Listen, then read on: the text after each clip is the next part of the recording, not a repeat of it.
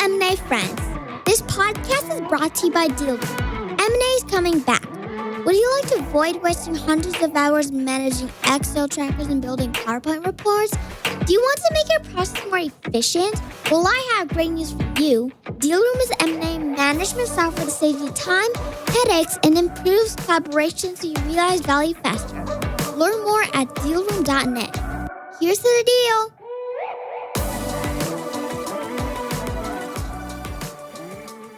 Hello, M&A friends. Our holiday summit is coming up on December 9th and 10th. Join us in learning and sharing the cheer with speakers from AstraZeneca, Microsoft, Cisco, and many others. Visit our really cool website to learn more at mascience.com. Register today and join the party. Nice job. So, are you really going to host this conference yourself? Yeah, of course. Why wouldn't I? Well, what am I going to do? You can make some eggnog. I like that idea. I'm Kisan Patel, and you're listening to M&A Science, where we talk with deal professionals and learn valuable lessons from their experience. This podcast focuses on stories, strategies, and what actually happened during M&A deals. This interview is a rewind from our virtual summit. Hope you enjoy it. If you want to see the full version with video, visit mascience.com. Welcome, everybody, to our next session, Tone at the Top, Intersection of Leadership and Culture in M&A. Our speakers for this session include Dr. Klint Kendrick, Director of Strategic Talent Initiatives at SC Johnson, Sallie Cunningham, HR Executive and Integration at Cytiva, Dr. Keith Dunbar, Managing Partner at JKD's Talent Solutions, and Keith Crosby, Global Leader, Acquisitions and Outsourcing Leadership and Change at IBM. Thank you guys so much again for being here, and take it away. Thanks so much, Marcia. We're really glad to be here. For those of you that are on the line, you'll notice that we have a Keith Crosby and a Keith Dunbar. I will do my best to keep folks in order here, and it may become J. Keith and Keith. So we'll sort that out as we go through. We're here today to talk about the intersection of culture and leadership in M&A. To get us started, I'd like to have each of our panelists talk a bit about their experience in M&A. Why don't we start with you, Sallie? I'm Sallie Cunningham. I'm HR executive and the HR integration leader for Cytiva, which is formerly the GE Healthcare Life Sciences business. We were actually just acquired on April 1 by the Danaher Corporation, and we are an independent operating company under their life business. We are about 7,000 people in 40 countries. We closed right in the middle of COVID and are running a very interesting integration right now. So I'm excited to be here and talk to you all a little bit about that. Thanks, Sallie. J. Keith, how about you? Great to be here, everyone. My experience is probably north of about 30 deals, but most of that has come since 2014 when I got my doctorate at Penn, focused on the leadership factor in M&As and consulting with companies to help them understand where they have leadership strengths and leadership risk areas they need to address. Thanks. And Keith? Thanks, Clint. Hi, everyone. I'm Keith Crosby, and I lead a small practice of org change consultants at IBM. We are a dedicated team to the M&A space for IBM for all internal deals. We work not only in M&A, but also divestitures. We also do some hybrid type deals. Like I said, we're not HR folks, but we are org change people. We're a very acquisitive company, so we have a lot of activity going on at any point in time. We've got a global team, and I've been doing this for about 12 years now. I have been in consulting for about 28 years, but don't use that number, please. Thank you. Thanks, Keith. I'll go ahead and just share a little bit about my background as well. Even though I'm facilitating the discussion, I may throw in an insight or two that maybe isn't covered by one of our other panelists. So I'm Klint Kendrick. As of Monday, I'm the Director of HR Strategic Talent Initiatives at SC Johnson, where I own our HR M&A practice as well as talent analytics. Prior to that, I've done about 70 deals with both Oracle and Boeing, as well as a small Chinese company I worked for briefly. Really excited to be here. We'll just go ahead and jump into the questions. A McKinsey study showed an almost even split between innate cultural differences and poor leadership when looking at the reasons so many deals fail to meet their investment thesis. Why do you think culture and leadership are so critical to a deal's financial success? Keith, we'll go ahead and start with you. as you're well aware, we could have an entire conference just on trying to define what culture is. But for this conversation, we're going to say that culture is really the way things get done. Okay. So I'll take these one at a time and talking about culture. The reason it's important to understand the culture in M&A is because in an acquisition, for example, you have an acquiring company that has a specific type of culture that they live and breathe in, and you have another company which they're trying to acquire, which may have something that is not exactly the same. It's important to understand those two differences. So, for example, you want to understand how we do rewarding for the two companies. And the acquiring organization, they may have a very process-driven, very approval-driven way of working. And the acquired company may have a very innovative, agile way of working, spinning up teams, at any point in time and having just a different way of working altogether. Also, we can look at the way we do the actual work itself. The acquired company may be focused on deadlines and quality, and the acquired company may be focused on the customer experience.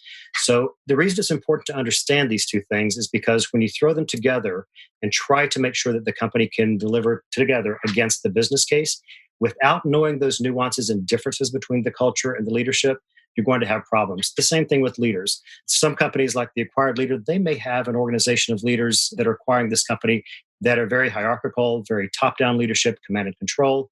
And it may be a very flat organization that they're acquiring, where the leaders do a lot of consensus building and that sort of leadership style and encouraging risks and failing forward fast. Just think about those two things with the culture and the leadership coming together. If you don't know that and don't know where those problems are, you won't know how to build a plan to address them. And the plan can be anything from how to adopt something that one of them has, how to decide on doing something new culture-wise, or how to understand that the new leaders that you're acquiring may need some more enablement. All of those things pulled together, unless you build a plan out to address those things, you can have a very negative impact on your business case and the ability to deliver against the goals you're trying to achieve. Great. Thanks, Keith. Sallie, what would you like to add to that? I think that Keith did a great job of identifying the landscape that you may be dealing with as you work on a deal and you are thinking about culture and engagement and leadership. For me, I have a very real life example. I came from GE where for the last 14 years, I've been working on deals in that business and I've been a deal lead, and I'm usually in the position of being the acquirer and not the acquired. And so here I am, day 72, after being acquired. And my real life example is just what we're going through as a business coming into the Danaher Corporation. The thing that really has struck me on this particular transaction is that we're really lucky that coming in, we have a certain level of independence as an operating company to kind of set our own course. My experience right now is I've never seen a workforce that's been more engaged. And I think there are a number of factors really influencing that. There's a lot that our business is doing in the fight against COVID and helping find or support an ultimate vaccine for COVID-19. And so there's some things like that that are really driving engagement in the business. But even before, when we were preparing for close, we did so much to figure out who's going to run change leadership for our business. How are we going to pulse employees and understand what's going on their minds and in their hearts as they go through this transition? And we've taken some very proactive measures to help manage the change process and how much is hitting the organization at once. It's been remarkable. The organization is running on all cylinders right now. I think it's really because we took it seriously from the very beginning, and our CEO supports it, and our CEO has put the right people in place to help manage the change. And he listens. If he sees that something is kind of rolling off course, he steps in to help correct it. I think that's been very important because we know that an engaged workforce is a productive workforce, and a productive workforce drives revenue. And isn't that what everyone wants at the end of the day? Thanks, Sallie. J. Keith, anything that you'd like to add? I totally agree with what both Keith and Sallie had to share about the topic. From my perspective, these two areas, culture and leadership, are critically linked with one another, right? For me, there's a lot of focus on culture, obviously, and why it's important to deal success. And in that case, if you think about leaders influencing their followers and followers influencing their leaders and the situations that they work in, that's really that culture box that we talk about, why it's so important to understand that.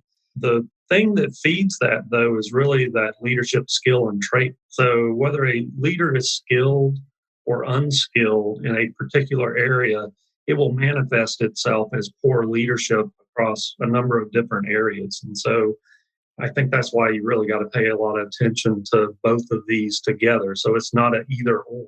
That's something that we brought out in most recent report that we wrote for the conference board called the M&A Leadership Playbook, that you got to do these things together, not one or the other. Great. Culture and leadership have been identified as significant M&A issues for literally years. I remember browsing some books that were written in the 80s that pointed to research done in the 60s about culture and leadership and M&A.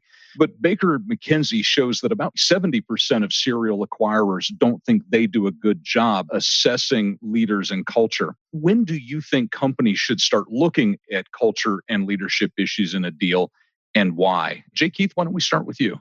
I think fundamentally that when you look at the deal process cycle, for the conference board, we looked at 5 stages of the deal process cycle. And the optimum point to start looking at the leadership piece is as soon as you identify a potential target, because the deal thesis, rationale, and the deal objectives are going to drive what you need leaders to be able to do in both the companies to successfully execute on those.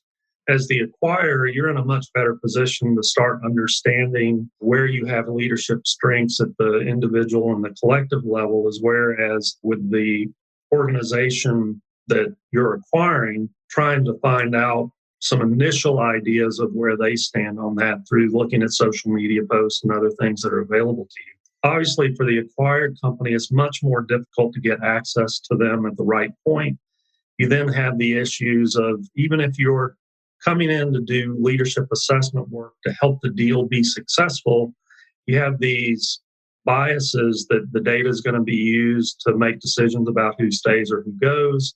You have other biases from the acquiring company perspective where they don't believe that they should be assessed because they're the winning company in this deal arrangement. So you got those dynamics working against you the whole time. It's really a matter of how do you convince organizations that looking at this at some stage in the process is vitally important to them to having a successful deal. I can tell you that when we did the leadership factor in M&A research for the conference board, we asked people these questions about why do you do any type of leadership assessment in your deals? And it kind of mirrors what you saw here in the data from Baker McKenzie. Most of them in the interviews understood that leadership was important, but they didn't know what to do about it. And so they defaulted to doing nothing about it. Yeah, so I totally agree with J. Keith. That's our philosophy together with you on that. Interestingly, we look at it very early on, when we get access to the fact that we're targeting a specific organization and start doing our homework, doing our intelligence, the available information online. We're looking at things like, what is their corporate stewardship all about? What are their values? What is the stuff that we're hearing on these public forums about the way they run the company, the employee satisfaction, those types of things.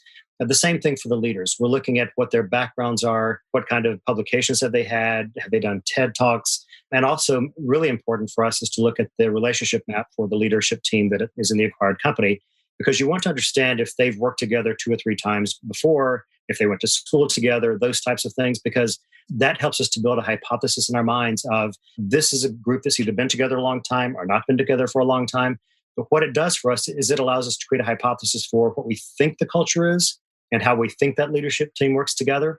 And then when we go into the actual due diligence, we have a hypothesis that we can either get affirmed, or we can probe in deeper to get some new information, and always keeping the lens on that, to J. Keith's point, these guys are probably trying to sell their company. So we have to be thinking about the answers we're getting, but it also allows us to take our original hypothesis, refine that a little bit more, and then think that's maybe a little bit different about us is we continue to focus on leadership and culture throughout the life cycle.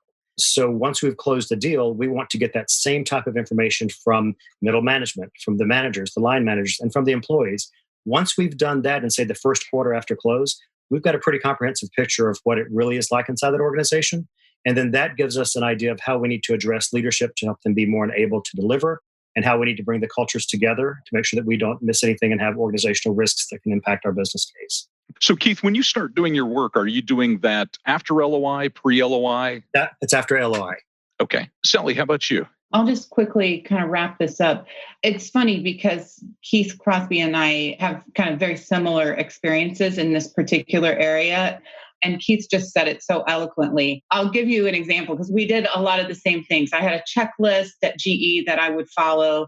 And if we were looking at a target, the earlier that I knew, the better, because there's a lot of information you can gather online, LinkedIn and in different places. You can find a lot of information on the executive team, where they graduated from, where they've worked together before. But I very distinctly remember one time we were pre-LOI. We were one of a few different businesses that were looking at a particular target, and we flew to a city and we're in the hotel conference room and they're giving us their spiel. And there were 3 executives for this business who had worked together at 2 previous companies. And they were private equity folks who, they just kind of went from one deal to the next together. And they had a wonderful rapport, but we knew that they had no interest in coming with this deal because they were going to go on to their next thing. They kind of threw in this woman who was the quality leader for the business and put her on the panel. And they completely ignored her during the presentation. It was just painfully obvious that they were running their show and she was, here's somebody in the business and, here's our female executive. And they didn't even bring her into the conversation. That was a pretty obvious one where I thought, we're going to have some real challenges to overcome here. After we went through the process, the target just didn't end up being a good match for us. We didn't end up going any further in this particular deal. And I was glad that we didn't because I knew that it was going to come with a real set of challenges. One thing I didn't hear any of you saying is, please don't let us know about the deal until you're ready to announce. I hear a lot of HR folks and other functions that don't get disclosed until it's time to announce the deal. And nobody here said that that's a best practice. I'm glad that hopefully we get in a little earlier so that we can create interventions earlier on. Keith, I think you had something else to add. Just a quick comment, and I was talking about how we continue to look at the leadership and the culture throughout the life cycle. One of the first things that we do to make that happen right after close is we have a leader alignment session where we look at everything from operating model to culture to who's going to lead the business, to who's going to support the business. That helps drive the next year, 2 years, 5 years of how this thing moves out into a successful closure. But I think that's a critical thing that we all look at. I mean, Sallie and I have talked about this many times, doing a leader alignment session after close to get everybody on the same page from both organizations so you have a pretty good landscape of what's coming up. Keith, you answered actually a question that came in the chat while this was being answered. So I'll throw it out to Sallie and Jay Keith as well. And that question is, a lot of times members of the senior management team are misaligned or have different interpretations of why the deal's being done. What tactical interventions do you recommend to achieve the alignment and ensure that there's that strong tone at the top? Keith, you just talked about a leadership alignment session. Sallie, Jay Keith, anything that you would add to that?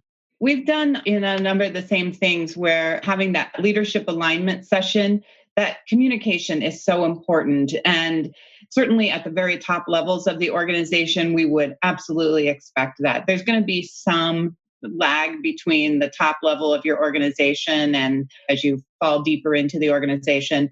At that top level, it should be very clear. But I think if we're seeing those types of issues where there's a misalignment, a lot of times it's on the buyer. And it's because they haven't really thought through. They've been so excited about this shiny object coming in. They haven't thought through what exactly they're going to do with the business once it's on board. And so aligning that very quickly internally as the buyer will certainly help facilitate the right conversations on the other end. Yeah, I've seen the same thing in deals that I've worked on where there's a lack of direction, alignment, and commitment. They don't know what the new direction is for the company, how they fit into it as the acquired company. Without that, they can't align their work across different parts of the organization effectively and efficiently.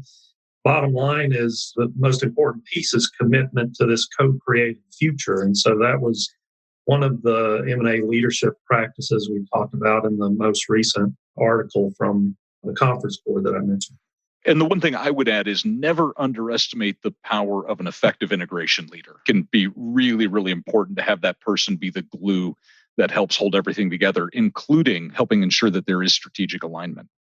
When I look at members of the HR M&A roundtable, which I chair and many of us are part of, I see companies handling their culture and leadership diligence a number of different ways, including dedicated M&A teams, people working on special assignments, or using outside consultants, among others. What do you think some of the pros and cons of these approaches to culture and leadership diligence are? I would say for us, part of the strategy that we have for our growth strategy is a lot of inorganic growth. So we expect a lot of M&A activity every year for our annual growth strategy. And as a part of that, that means many acquisitions. We found that for us, what works is to default to having dedicated teams. So for instance, my team is a dedicated team of OCM consultants. We work on every acquisition that we have. We have a seat at the table from the beginning and all the way till we close the deal out. And we do quarterly reviews where we participate in that. For us, that's important because my team and I understand how the business works inside of IBM. We understand all of the business units and the lines of business. We work directly with the GMs and their senior leadership team. And we're a consistent face on all these acquisitions, right? They're used to seeing us. They know what we're there for. They know the value that we bring. And we've built those strong relationships over years and years. And so that helps us to, sometimes when we have to challenge them around things, around what's causing their attrition that they don't want to hear, we've got data to back it up. Another thing is because we've done this for quite a while, and we do a lot of data collection on every acquisition that we have through survey results, through meeting with focus groups, one-on-one roundtables and things like that.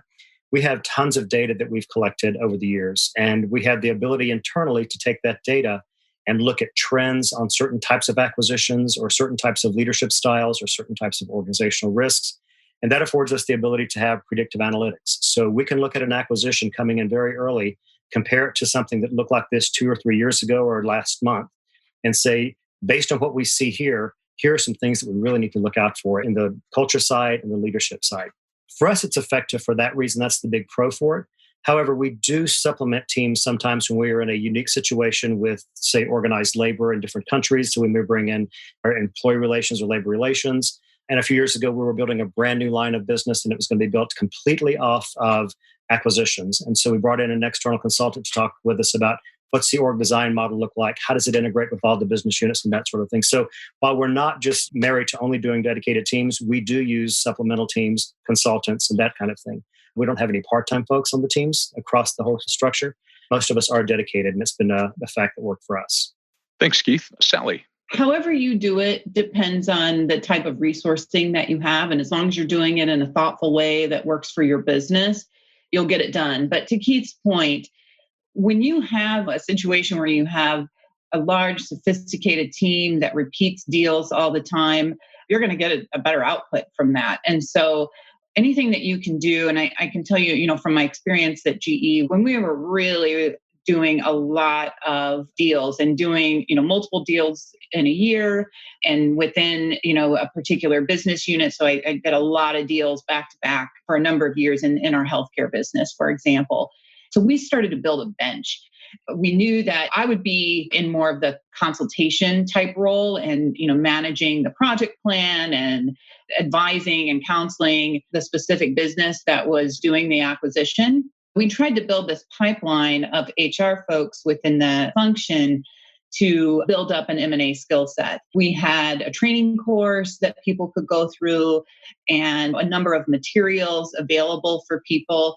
Nothing really replaces working on a real deal, but having some idea of how to see around certain corners that might come up is certainly helpful. And I think that leveraging consultants, we've done that off and on throughout the years as well.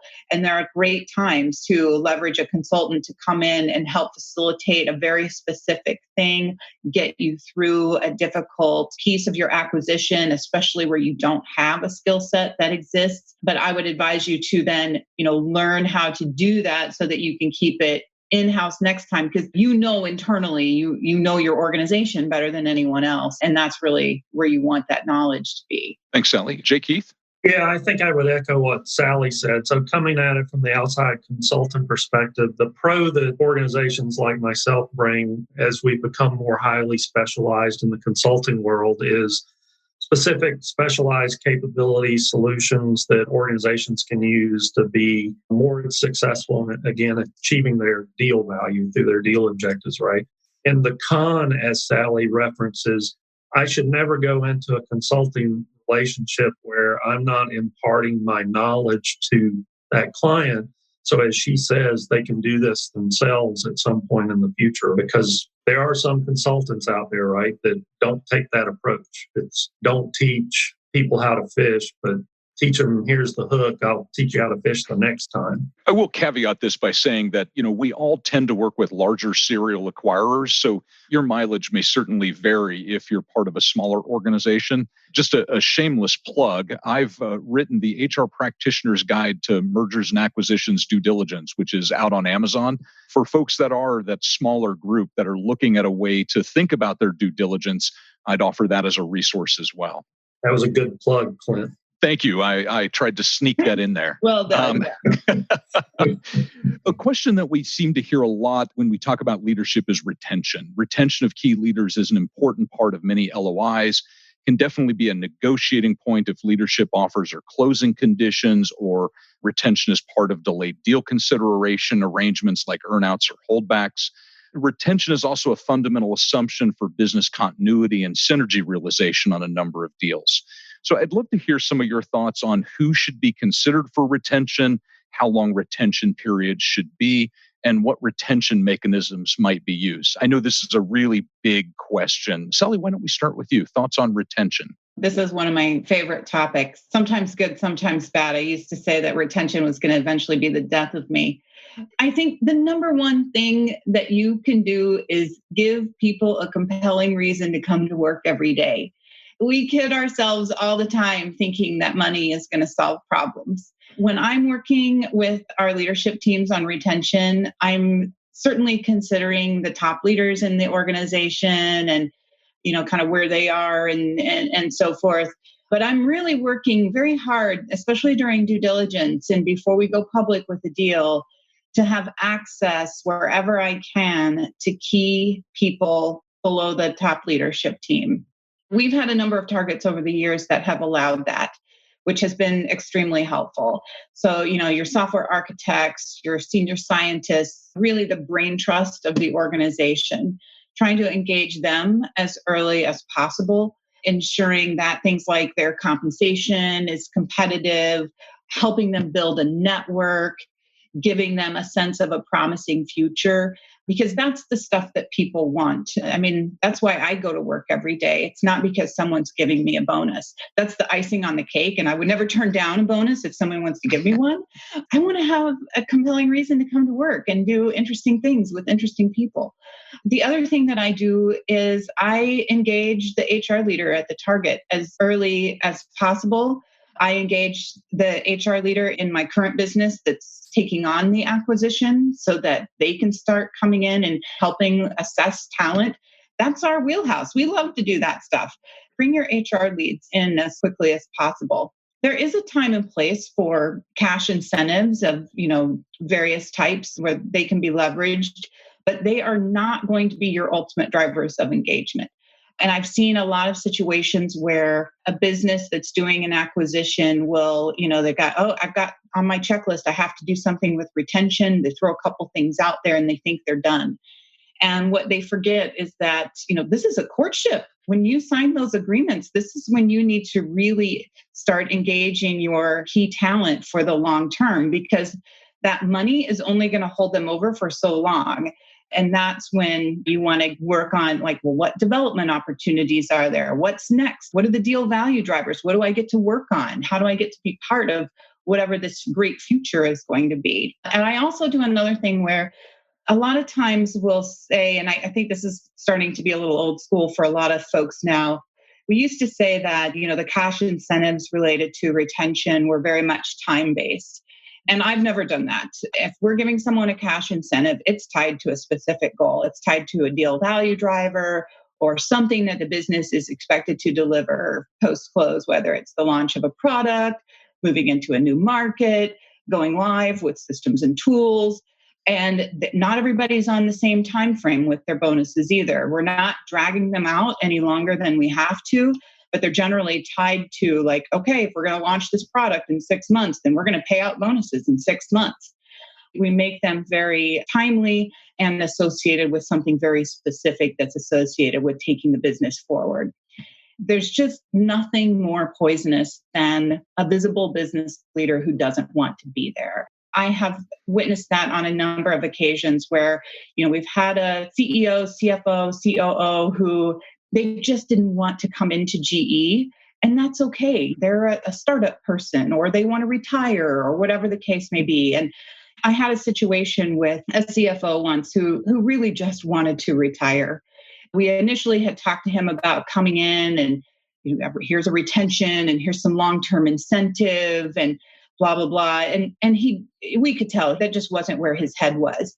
And once we got through that and we figured out what he really wanted, because we had an open dialogue with him, pre-close, we made the arrangement that he was going to exit the business 60 days post-close. He had a very specific set of work that he was going to do to transition.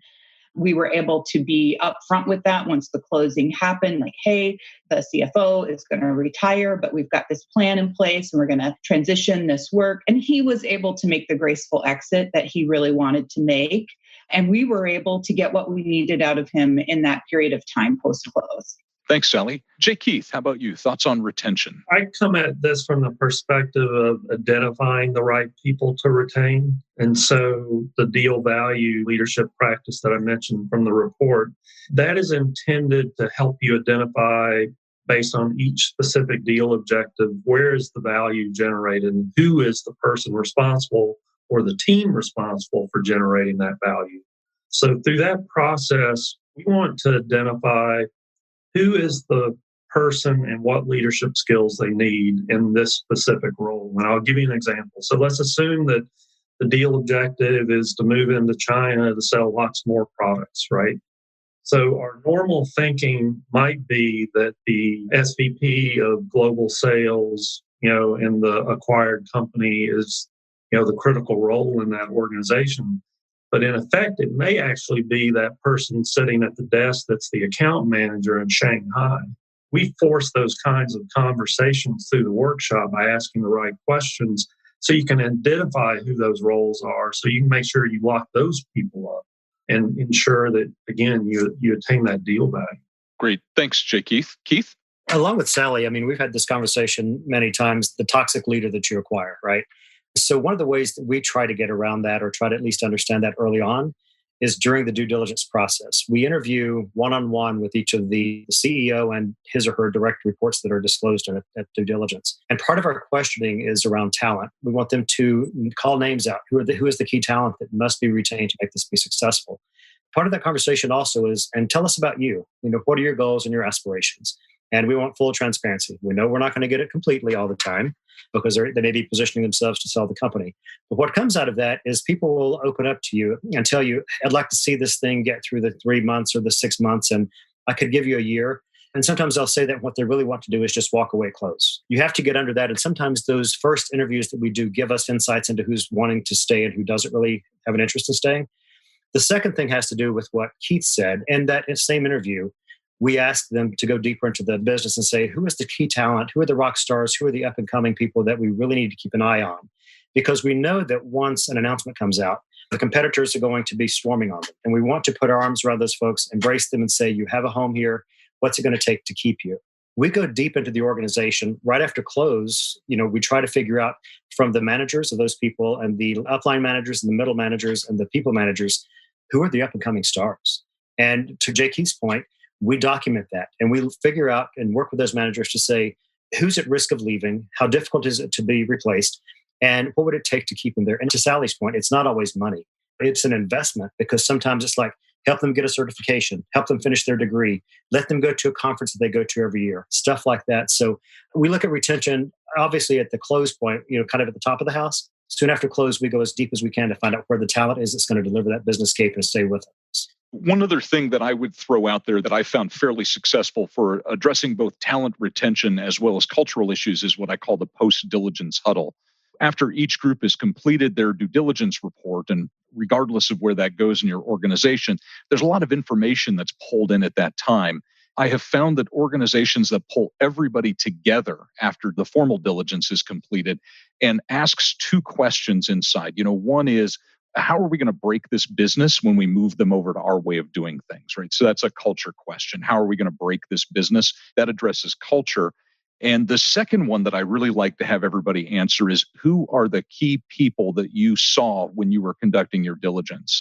It can be really easy for us on the HR side and even the corp dev folks, because we tend to deal with the top level of the organization, where some of our colleagues that are doing their diligence tend to be a little bit deeper in the organization and can get some different insights. So I would just put in a plug for the post-diligence huddle there.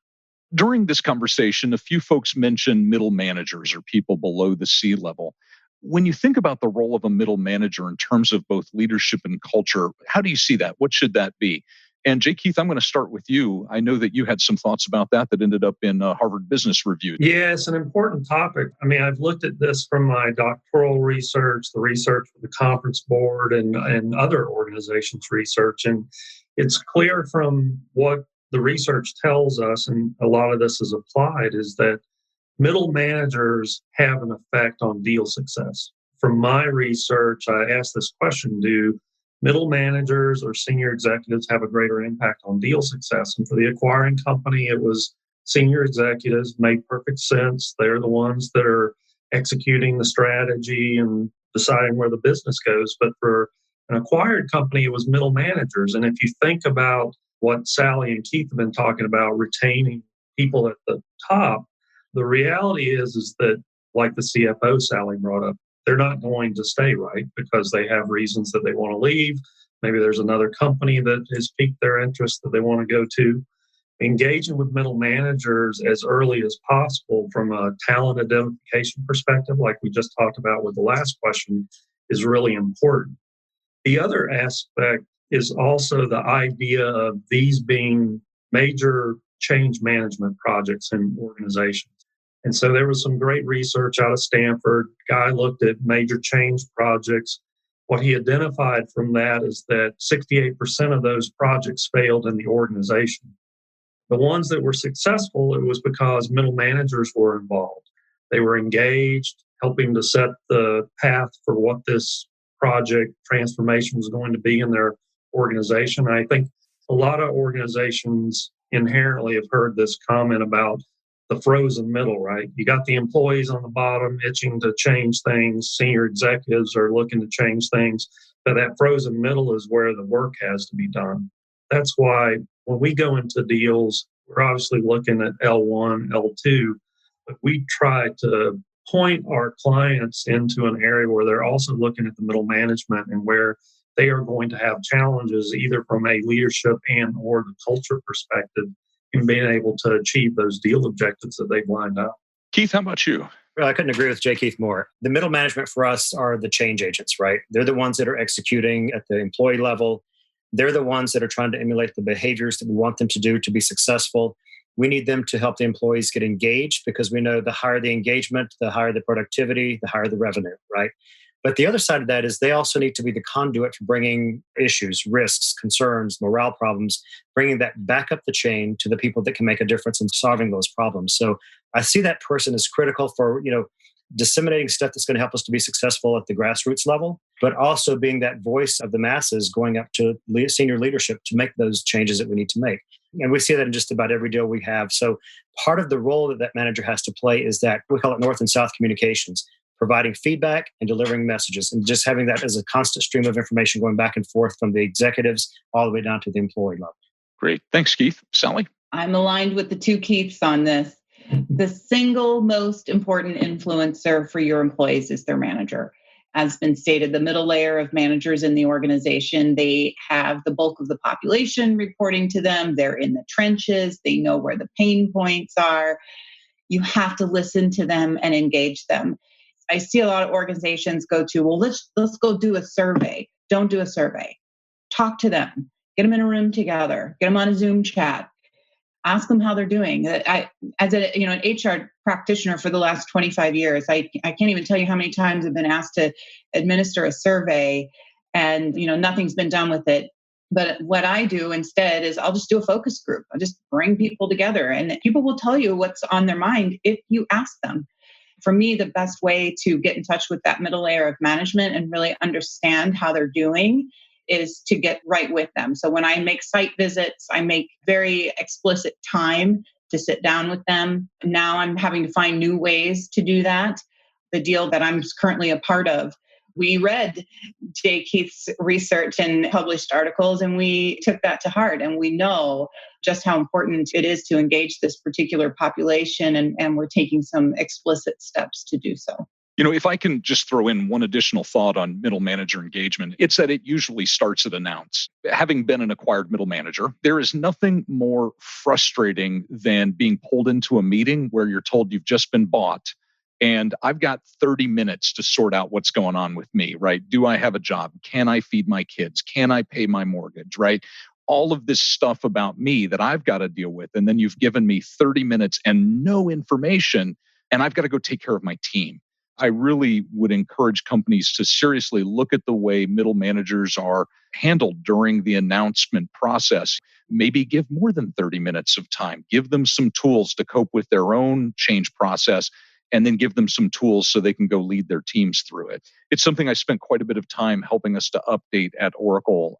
I found that when we did a better job of empowering the middle managers, the integration usually went much, much better. So we have an opportunity for some Q&A. And one of the first questions that we have here is about the stages of grief. So if you think about that Kubler-Ross grief model where you start with denial, move to anger, then bargaining, depression, and finally acceptance, we find that people that are acquired often go through these stages, and the person writing the question pointed that out. So are there any practices that we can engage in for helping the organization to move through those stages in a more reasonable time frame? What kind of tactical steps have you done to help people move denial, anger, bargaining, depression, acceptance? The deal that we're working on right now, it's almost like every meeting leading up to close, we threw that diagram up on the screen. And the first thing we did was just acknowledge that it exists. We've repeated over and over with our team that's been working on preparing for the transition and the ultimate integration. Everybody goes through this, and everybody goes through it at their own pace. Not everybody's going to do this on the same day or on the same time frame. We have started just by having an open dialogue about it. And I think that has helped a lot because I witness in conversations that our leadership team has truly acknowledged that and respects that. It'll come up as they talk about, we're going through this change and everybody's sort of doing it differently. Like I hear them repeating the words that we shared with them as we were preparing them to get to the close. So that's been a really positive way to start this. Now, I think time will tell how we end up on the other side. But so far, it's been really good. I've certainly worked on deals where we could have done this much better. And it's really come down to communication and that engagement of the middle layer of management, like we were just talking about. We're on the same page with that one. I think the best thing to do is to give them a voice, give them the opportunity to express their concerns, acknowledge, to Sallie's point and Jay Keith's point, they're going to go through it at different times. And don't be surprised by it coming back over and over again. So what I mean by that is the first shock when they hear that they're being acquired, they're not going to hear the first things you tell them because they're going through what Jay Keith was saying. Do I have a job? Can I pay my mortgage? Can I feed my kids? So it's going to take several times of them hearing the same thing to really get their head around what's happening. So they need that voice. I would also say it's critical to enable the managers, as soon as the data is available, to share that with the managers so that they can have the answers. Some of the tactical things that we're starting to do is we use Slack at IBM. And so we set up a Slack channel for the acquired managers and the managers in that business team that acquired them. It's a series of FAQs. It's a series of a manager saying, hey, I've got an employee that wants to know this. What's the answer? Or when will we have the answer? That's been helpful. It's also helpful for us to open up a channel for all employees. It says, ask me anything. And it goes to our PMO office. And so it gives them a way to say, this may have already been asked, but this is a concern of mine. And then you'll see that there's kind of a feeding frenzy. They all start building on top of that. But it does give them a sense that somebody's there to listen and somebody's there to answer their questions. And then the last thing that I would say that we do is right after close, we'll open up office hours. So we'll have a day where there's office hours for HR to be on site at the main location or something like that. So they're on site and you just ask them anything. And those kinds of things work well. But the key here for us is do it as soon as possible, because without information coming down to them, they start getting nervous and rumors start being created. And it's not a good place to try to dig out of. Jay Keith, any thoughts to add? The only thing that I would add that are pieces from each of you is Maslow's hierarchy of needs kicks in immediately, right? That's what you brought up, Klint. Providing them the right set of tools is critical to helping them get through the stages of grief, I believe, by preparing them emotional intelligence. Maybe emotional intelligence is a part of your organization, reaffirming those kinds of principles, looking at communication, because one of the things we asked in the original study with the conference board was what top 10 leadership skills are most important across each of the 5 deal stages. And there was only one that cut across all 5 deal stages, and it's communicates effectively. You think about how a message starts at the top and gets its way down to the employees, that gets muddled. And when messages get muddled, you are not accounting for Maslow's hierarchy of needs, as we. The only other thing that I would add to that is in our middle manager toolkits that we provide to those managers, I think there's some very practical things we can give them.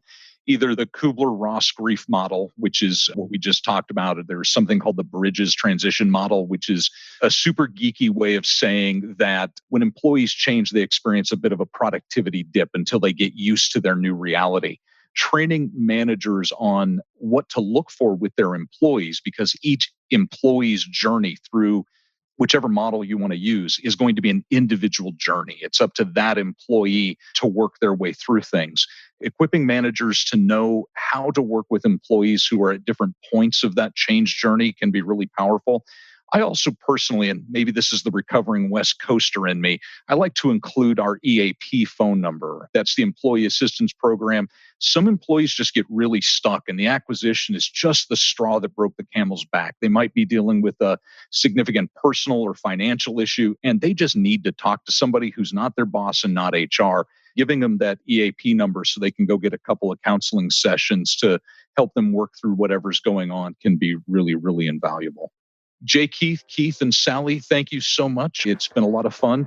I know that we're all open networkers on LinkedIn, so if anybody wants to reach out and ask us questions, please feel free to do that. Marcia, thanks for introducing us, and Kisan, thanks for having us.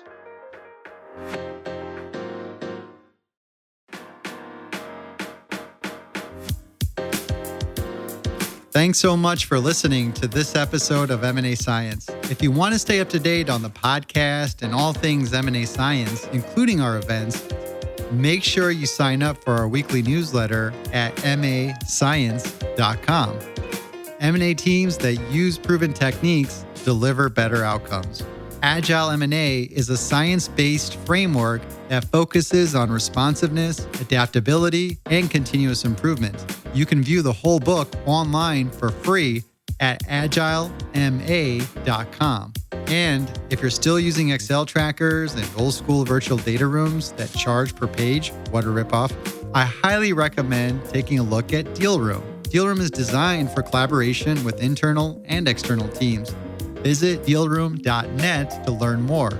You'll also find lots of free resources, templates, ebooks, guides. Thank you again for listening to M&A Science. See you next time. Views and opinions expressed on M&A Science reflect only those individuals and do not reflect the views of any company or entity mentioned or affiliated with any individual. This podcast is purely educational and is not intended to serve as a basis for any investment or financial decisions.